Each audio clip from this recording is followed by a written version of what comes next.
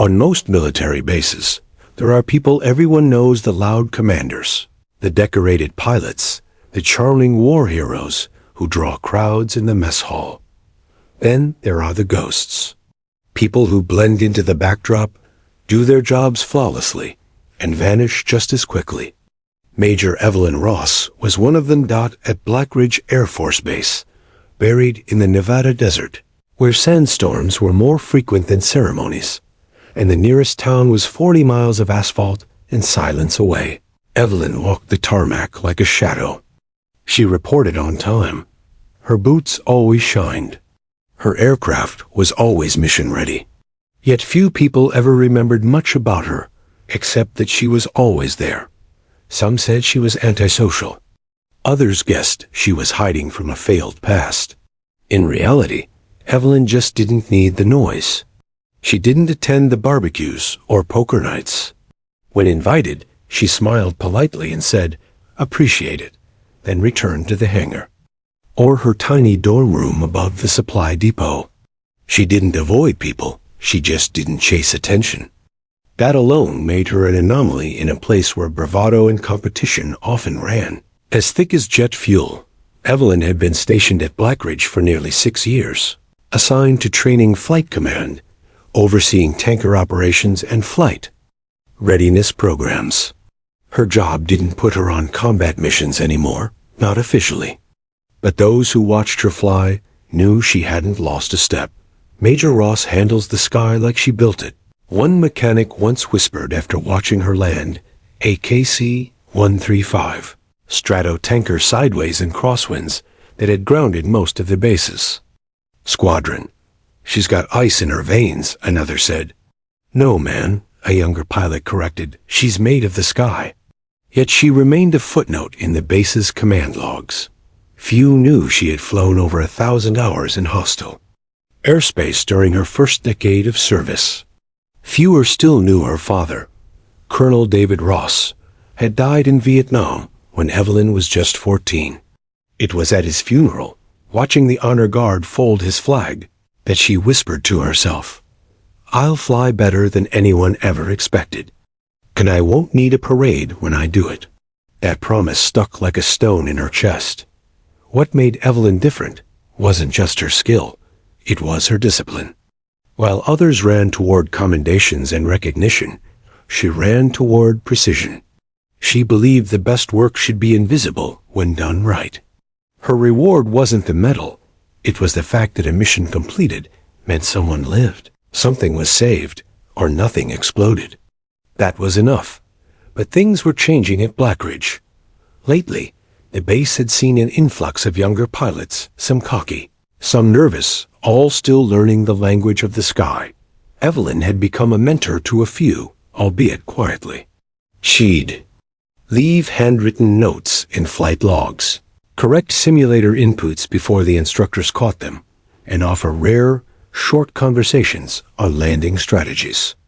She never bragged, never made herself the story. So, when LT Brandon Webb arrived on base, fresh from graduation and hungry to prove himself, he barely noticed the calm woman with silver-threaded hair reviewing fuel checklists by herself at 0600. Every morning, he thought she was admin. Logistics, maybe. That was common. Most didn't realize who Evelyn Ross was until the day a jet called for help. That day started like all the others. Dust swirling across the pavement, heat waves rising off the runway, a handful of early training flights logged. By 9 a.m., and Evelyn sitting silently in the debriefing room, reviewing fuel usage from the previous day's run. But 63 minutes later, the emergency alarm blared. A distress call broke through comms. An F-15 Eagle was in the sky, damaged, spiraling, losing altitude. No escorts nearby. No refueling jets in range. Control scrambled for options. Everyone hesitated. Everyone except her. Evelyn stood slowly. Eyes focused, jaw tight. "No one's close enough," the tower officer muttered. She placed her flight binder on the table, turned calmly. and said 6 words that would echo across military history for years to come. Then get me in the air. Asterisk. Personnel file of Major Evelyn Ross was, on the surface, unremarkable. It sat in the dusty third drawer of the records cabinet at Black Ridge Air Force Base, stamped with her name in plain black ink, never marked confidential or classified. Any officer looking through it would see what looked like a standard. Career respectable, steady, with a slow and deliberate climb through the ranks. But anyone who actually really read it, would have known something didn't add up. Inside were missions dated in hostile territories that had no news. Coverage. Operations marked as routine supply runs that coincided with known insurgent attacks. One entry noted she flew a C-130 transport through a sandstorm so severe it grounded all other aircraft. Another casually mentioned engine failure recovery, but in the handwritten margin was a note from a superior officer. Saved 12 lives. Refused to debrief. Walked straight to next shift. Most of these incidents weren't discussed. They weren't pinned on corkboards or retold in the officers' lounge. No social media posts. No handshake ceremonies.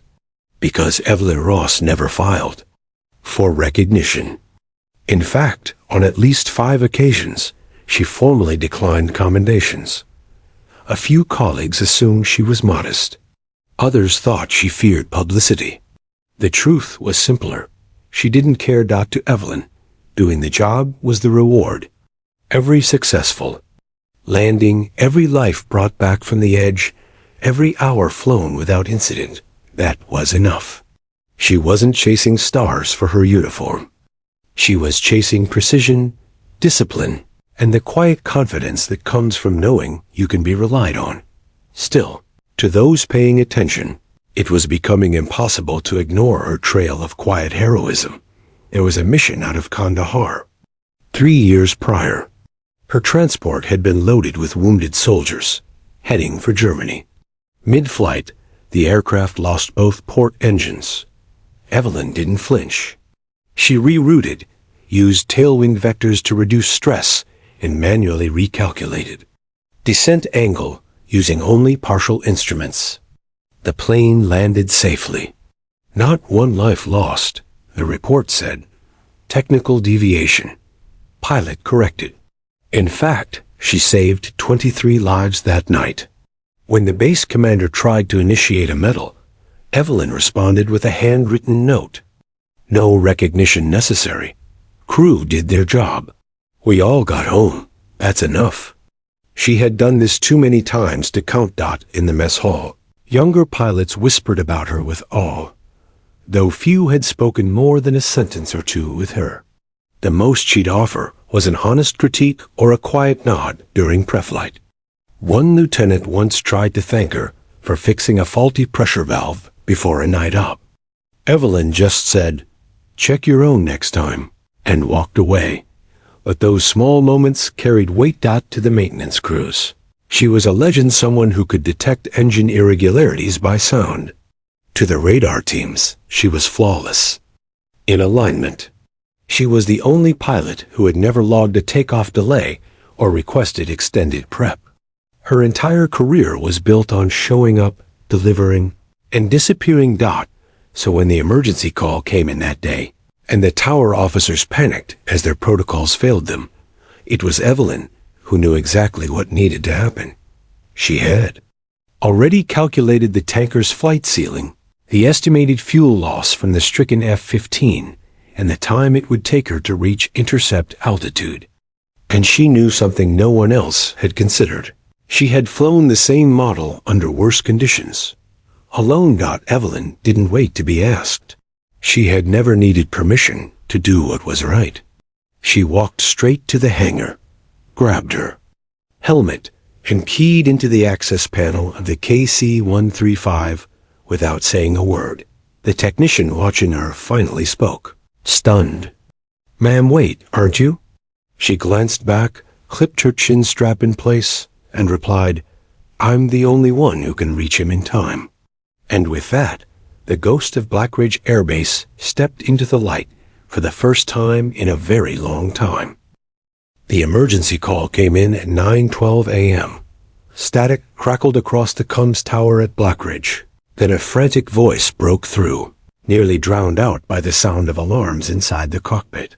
"This is Eagle 17, declaring emergency. Losing pressure. Hydraulics failing. I can't stabilize, repeat. I can't stabilize." Every head in the control room snapped to the main screen.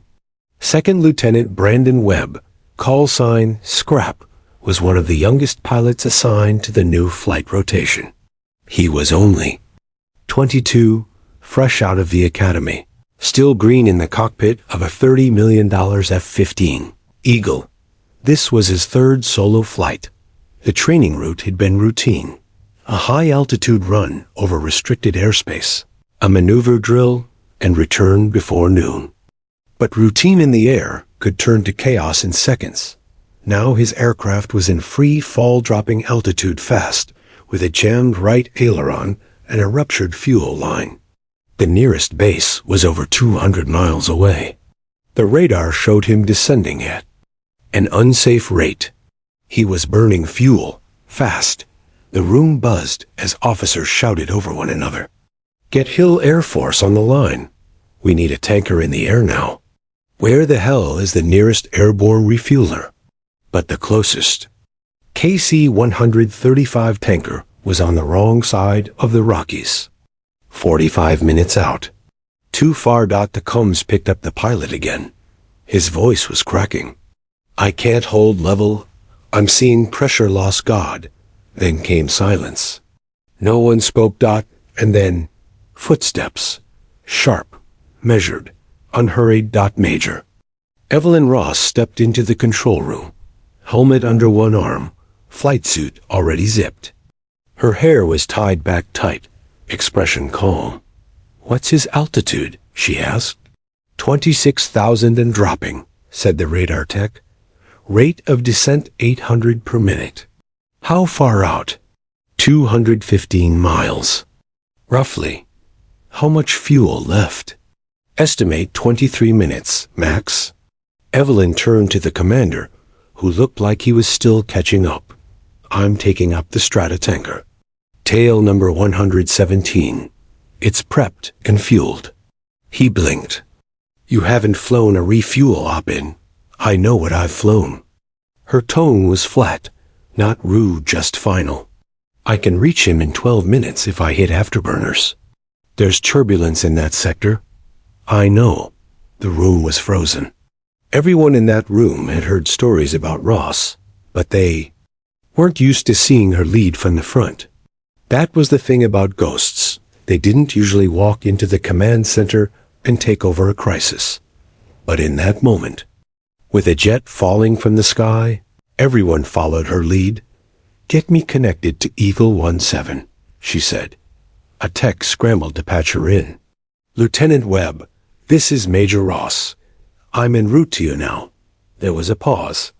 Then, "Mom, I don't think I can hold this." Panicking, her voice cut through, steady as steel. "You're not panicking. You're flying, and I've got you. We're going to do this together. Stay with me." Outside, the sun burned across the desert sky. Winds whipped across the runway. And from Hangar 4, the massive KC-135 Stratotanker roared to life. Within seconds, it was rolling, screening down the tarmac, and lifting into the blue with a mission not logged, not assigned, just claimed by a pilot who knew what had to be done. Evelyn Ross was no longer a ghost. She was a beacon dot as she climbed into the upper atmosphere, matching the flight path of a plummeting fighter jet miles ahead. Every eye at Blackridge was fixed on the radar.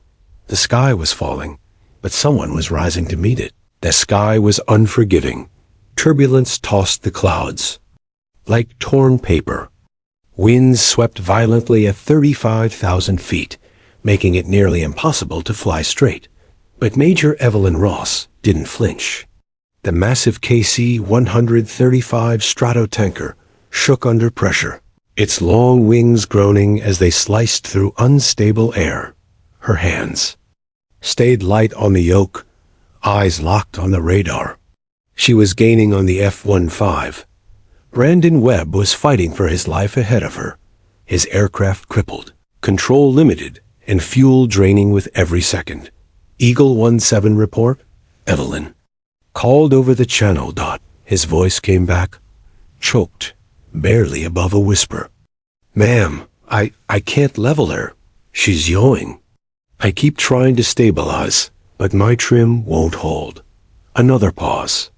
I think I'm gonna lose her, Evelyn answered without hesitation. You're not losing anything. I'm on visual. Approach. Look for the sun 10 degrees east. That silhouette in front of it? That's me. Webb scanned through sweat-smeared goggles and spotted it. A wide-bodied aircraft shimmering against the harsh blue, its refueling boom tucked and ready. A tanker, impossibly close. He blinked. Ma'am, are you serious? You flew that thing out here alone? I told you, I've got you. This was no ordinary rendezvous. In normal conditions, mid-air refueling was like threading a needle while riding a roller coaster. In this storm cell, with a damaged fighter and violent updrafts, it was like threading that needle while blindfolded and upside down. Evelyn had flown in combat. She dodged fire, evaded surface-to-air missiles, even landed with one engine out, but this would push her to the edge. She began her approach slowly, letting the nose of her aircraft line up behind the F-15's battered frame. Her tanker was steady, majestic, a flying fuel station designed for patience. She didn't have time for patience now. The boom had to connect, and it had to hold. Webb, I need you to keep your nose level. I don't care what the ailerons are doing, just keep your throttle steady. Let me come to you. I'm trying. His jet bobbed wildly, as if pulled by invisible threads. Evelyn gently adjusted trim and pitch. She narrowed the gap between them to less than 30 feet closer than most dared to fly in combat. The boom operator in the back of the KC-135 was young, barely 21. He looked at Evelyn through the intercom camera, wide-eyed. Ma'am, this isn't safe. It's never safe, she replied calmly. Just hold your line. I'll do the rest. Her tanker was now perfectly aligned, inches from the F-15's fuel receptacle. Any sudden shift, one gust, one wrong touch, and both jets could collide midair. The boom lowered. Webb's jet dipped. I can't, God, I'm sorry. Evelyn's voice was sharp but reassuring. Webb, breathe. Eyes on the horizon. You're not alone up here. He sucked in a breath. Focused. Stabilized. Click. Contact. Fuel flow. Relief. Hit the tower like a wave. Cheers erupted in the control room back at Blackridge, but Evelyn didn't celebrate. Stay on me. Webb, do not disengage early. I'm gonna hold you steady. He looked to the side and saw the tanker's massive wings gliding beside him, like a protective shield. The older pilot inside, unshaken. She looked like gravity itself had bent to her will. Why'd you come for me? He whispered. Because you needed me, she said simply. And no one else was close enough. The refueling lasted only a minute, but it felt like an hour. When it was done, she pulled gently away, staying near. All right, Lieutenant, she said. Let's take you home. And for the first time since the emergency began, Webb believed he might just make it. The refueling had worked technically. The boom made contact, fuel flowed, and the F-15's emergency indicators began to fade from red to yellow. For a moment, Second Lieutenant Brandon Webb believed it was over. But then, a jolt. The F-15 dipped hard to the left, as if something had yanked it sideways. The warning alarms flared again in his cockpit. Aileron failure, right wing. Stall risk. No. Webb yelled, fighting the stick. From the cockpit of Finn. The KC-135, Major Evelyn Ross, watched it all unfold in a heartbeat. "Webb, talk to me." "My right aileron's gone. She's rolling, losing lift." His voice was sheer panic now, laced with dread. Altitude indicators dropped fast. The F-15 tipped awkwardly, then nosed downward in a sickening spiral. "Webb, pull back gently. Do not yank the stick counter yaw with trim." "I can't. It's not responding." Evelyn's mind raced. At this descent rate, he had 30 seconds, maybe less, before the F-15 either broke apart from stress or slammed into the Sierra Desert. At terminal velocity, she didn't hesitate. "I'm coming under you. Do not fight me." "What, ma'am?" But Evelyn had already dropped the tanker's nose and dove, fast, beneath the tumbling F-15 down at the tower. Jaws dropped. One technician muttered, "She's gonna try to push the damn jet up." It was insane. The KC-135 was not built for quick response or air rescue tactics. It was a fuel tanker, not a flying lifeguard. But Evelyn Ross had been flying longer than some tower staff had been alive, and she knew exactly what she was doing. "Webb, I want you to throttle back slightly and cut all manual pitch control. Let gravity do its thing. I'll match your descent." "But we're falling." "No, we're gliding." Somehow, she made it sound like a lullaby in a storm. Calm, low, focused. She brought the KC-135 just beneath the spiraling jet, letting its belly catch enough lift to create a minor updraft between the two planes. Not enough to stop the fall, but enough to stabilize it. Keep her nose up just a hair. Let the airflow work. You're riding the cushion. Her strata tanker wobbled slightly, the proximity sensors blaring warnings, but she held steady. She was flying blind by instinct, by feel. Her hands trembled only slightly on the yoke. Seconds passed like lifetimes. Webb's voice came again, breathless. "Leveling, I'm stabilizing." Evelyn exhaled. Good. You've got this. We're going to slow it together." He didn't say anything, but she could sense him working the controls now, not with fear, but with clarity. She checked the instruments. Both aircraft were now holding at 14,000 feet. Still in the red, but out of the death spiral. The worst was over. For now, then the storm hit. A violent gust slammed into both aircraft, ripping through their flight paths like a knife. "Webb's?" 15 bucked upward and twisted again. Evelyn growled through clenched teeth. Adjusting. "Webb, you hold. Hold that line." "I'm trying." Another gust. The boom warning blared. The KC-135 rattled from tail to nose. Below them lay miles of hard desert and jagged ridges. One slip, one collision, and there'd be 2 burning wrecks. In the sand. Evelyn knew the air didn't care about metals, rank, or skill.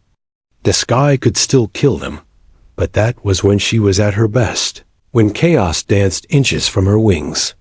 She reached one hand to the intercom and spoke to the boom operator, still pale-faced in the back. "Go tell command that we're stabilizing. We'll be out of the weather in 2 minutes." The young man hesitated. "And if you don't make it?" She gave the slightest smile. "Then tell them I went flying. That's enough." The storm howled around them. But Evelyn and Webb flew on 2 silhouettes in the sky, fighting the wind, fighting the fall, with seconds stretched into eternity. The mission wasn't over, but they were still alive, and that meant there was still a chance. Second Lieutenant. Brandon Webb had never been this afraid.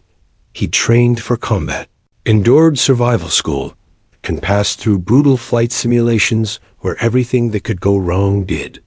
But nothing had prepared him for the reality of a failing aircraft, plummeting skies, and the voice of a woman he barely knew holding him together.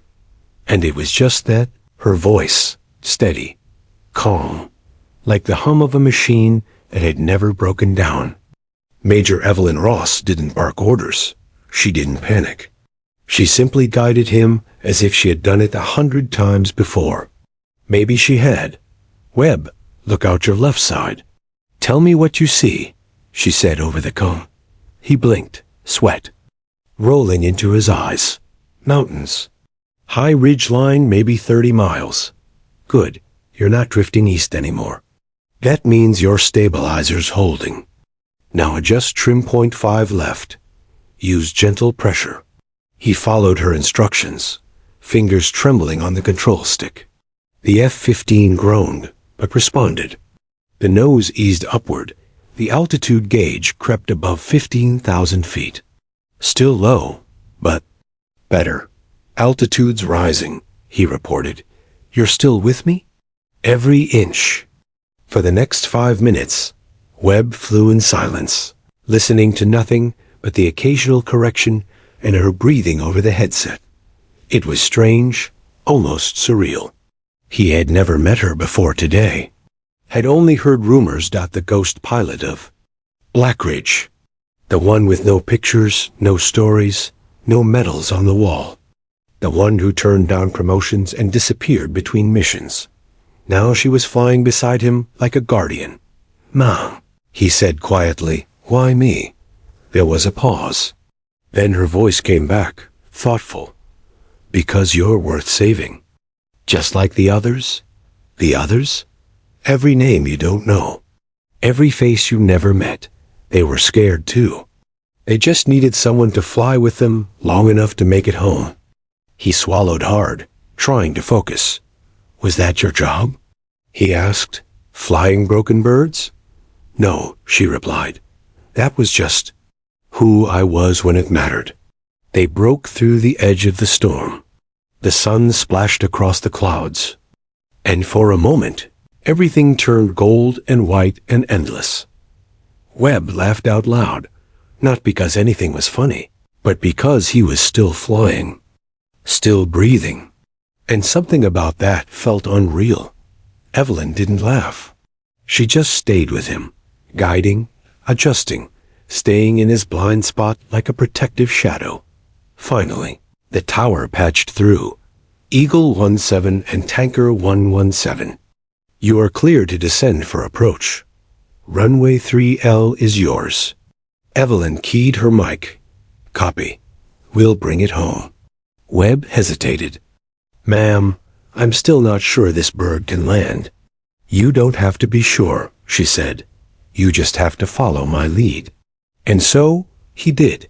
She took point, easing the Stratotanker into a gentle descent, her movements precise. He followed, every adjustment mirroring hers, watching how her engines flared, how her wings caught lift, how her landing gear dropped with perfect timing. The F-15 shuddered, bucked once, but held below. The airstrip waited. Fire trucks lined the edge. Ground crews scattered like ants in motion. Everyone at Blackridge was watching, holding their breath. "Gear down," Evelyn said, "flaps full. Just like in the simulator." "Copy. Ease her down. Don't land. Let her arrive." The wheels of the Stratotanker touched first, bouncing once before gripping asphalt. Seconds later, the battered F-15 followed. One wing slightly lower, smoke trailing from the tail, but a live dot it landed. The F-15 screeched to a stop, brakes hissing, until it finally rested on the tarmac, breathing hard like a wounded animal. Inside the cockpit, Webb just sat there, drenched in sweat, shaking, laughing again, this time through tears and in his headset. One final line from Evelyn Ross. "Told you I had you." Then silence. The F-15's canopy hissed open, releasing a rush of warm air into the cockpit. Second Lieutenant Brandon Webb sat still for a moment, his hands gripping the throttle as though he wasn't sure the jet had really stopped. He had landed. He was alive, and he owed every second of it to the pilot in the sky who refused to let him fall. Below the ladder, ground crew and medics rushed toward him. Someone shouted for oxygen. Another waved a stretcher he didn't need. But all Webb could see, through the blur of heat waves and adrenaline, was the KC-135 Stratotanker rolling to a slow, majestic halt further down the runway. The giant aircraft's engines whined down. The ramp dropped. And then she stepped out. Major Evelyn Ross, helmet tucked under her arm, jumpsuit dusty from the flight, boots hitting the tarmac like thunder. For a moment, the entire hangar went silent. Crew stopped mid-stride. A flight chief lowered his headset. Even the fire crew near the emergency trucks froze. It was like watching a ghost walk out of a storybook and into real life. Most of them had only heard of her, never seen her. She was a whispered name, a rumor passed between veterans and trainees. Some said she'd retired quietly. Others claimed she flew Black Ops. A few believed she'd left the Air Force altogether. But now, she was walking across the runway like she had never left, straight toward Brandon Webb. He was out of the jet now, feet shaky on the ground, adrenaline draining fast. The moment she reached him, he opened his mouth to speak, but nothing came out. She beat him to it. "You held her together," she said. "Nice flying." I didn't," his voice cracked. "You saved me." She tilted her head. "You listened. That's what saved you." He swallowed, unsure how to process the moment. His world had flipped in the span of 20 minutes. He had fallen out of the sky and come back not as a rookie, but as someone different, someone marked by fire and fear in flight, someone who had been seen by the one person nobody dared to approach. Behind them, a senior officer stepped forward. Colonel Pierce, the base commander. His jaw was tight, his face unreadable. "Major Ross," he said evenly, "I don't recall authorizing this deployment." She didn't even blink. "You didn't." Silence again. Tension thick enough to snap. Pierce glanced at the battered F-15, then back at her. "You know what happens when chain of command is ignored." "Yes," she replied. "A pilot dies." Another long pause. Then, quietly, surprisingly, he nodded. "Hell of a flight." She gave the slightest shrug. "Could have been smoother." Laughter broke out behind them. Hesitant at first, then louder. The medics relaxed. Ground crew exhaled. Someone started clapping, and soon others joined. It wasn't a wild cheer. Just an honest, deep gratitude that filled the air like fuel vapor. Unseen, but COMBUSTIBLE. Major Evelyn Ross stood at the center of it, unmoved like she didn't need the applause, but she accepted it, just the same. Then she turned back to Webb. "Get checked out," she said. "Then rest the next time you fly. I want your hands steady from takeoff to touchdown." He nodded. Will I see you again?" She gave him a half smile. "A rare thing, subtle as wind. You'll see me when you need to." And with that, she walked toward the hangar. No orders. No parade. No ceremony. Just a legend, fading back into the shadows, the same way she came. But something had changed. Everyone on that tarmac, from the greenest mechanic to the most hardened commander, had seen her now. Not a rumor, not a myth. A real pilot who flew into a storm when no one else could, or would. And no one would ever forget it. Asterisk, they called her a hero. That evening, headlines lit up across military forums, aviation blogs, and even civilian news outlets. Pilot rescues down jet in mid-air drama. Fighter saved by mysterious Air Force veteran. Even the official Air Force social channels posted a sterile, polished version. Today, a routine training exercise turned into an emergency response operation. All personnel safe, special commendation pending. But none of them told the real story. None of them captured the voice in Brandon Webb's ear when he thought his life was over. None of them described the calm and chaos that only one woman could deliver. Because Major Evelyn Ross didn't grant interviews. She didn't pose for photos. And she didn't tell her story. Not then. Not ever.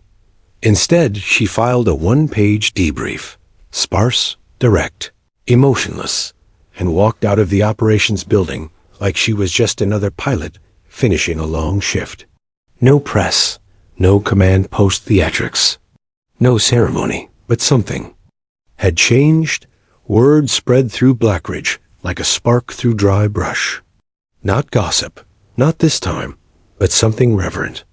Every enlisted crew member, every maintenance tech, every young pilot who had ever trained on that base suddenly looked at the empty flight logs with new eyes. She had flown under radar for years, helping where she was needed, disappearing before medals could catch up. No glory, no fanfare. Just results.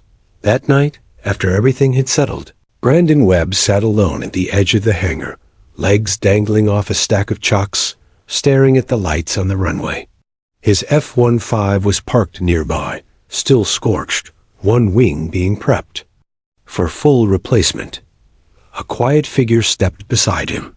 Sergeant Maria Danner, senior crew chief.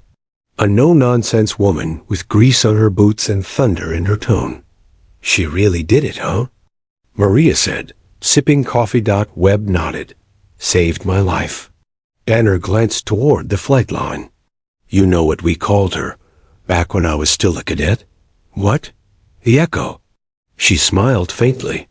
Because you'd only hear about her after she was gone. Some busted landing. Some trainee rescued. Nobody ever saw it happen, but there was always a whisper. Ross was there. He looked over at her. Why would someone like that stay hidden? Maria shrugged. Maybe. Because she wasn't chasing stars. Just doing what needed to be done. Webb let the silence settle for a while. Then he reached into his pocket and pulled out a folded sheet of paper. Her voice still echoed in his head. Let her arrive. He opened the page. A hand-drawn flight path he tried to map out from memory. The storm, the dive, the refuel, the glide. You gonna frame that? Maria asked. He shook his head. No, I'm gonna learn it. Every inch, then pass it on. Maria smirked. That's the trick, kid. She never needed you to remember her. Just the lesson. Later, in the briefing room, Colonel Pierce held a bye. Closed-door meeting. No media. No base press. Just the leadership team, a few senior pilots, and one empty chair, the one reserved for Evelyn Ross. We've all flown with good people, he said. But once in a while, someone reminds us what this job is really about. They raised glasses that night. Water, coffee, whatever was in reach. No toasts. Just a moment of quiet, the kind she would have liked. And as the days passed, her name returned to a whisper. But in every training room, a new line was etched into the wall. Trust the sky, but follow the voice. That voice had no call sign, no rank embroidered in gold. But every pilot at Blackridge knew it, the voice that brought them home. Major Evelyn Ross, the legend who stayed quiet and changed everything.